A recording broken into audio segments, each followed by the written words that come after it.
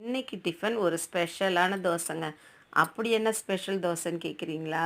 ஆமா. தோசை ஊத்திட்டு நானு கருவேப்பிலை பொடி போட்டு, ஒரு ஸ்பூன் நல்லெண்ணெய் ஊத்திட்டு, அது கூடயே கொஞ்சம் நெய்ய ஊத்திட்டு, கருவேப்பிலை பொடி தோசை தாங்க செய்ய போறேன்.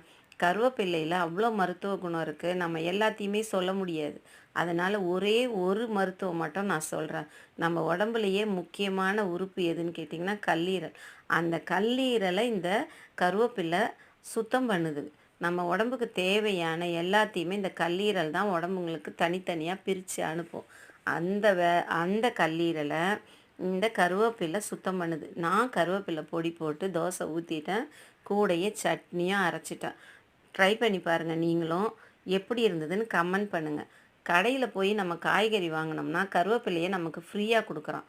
அதையே ரூ. 10 குடுத்து வாங்கி பாருங்க. இந்த மாரி தான் பொடி செஞ்சு வச்சு சாப்பிட்டு பார்ப்பீங்க. ட்ரை பண்ணி பாருங்க.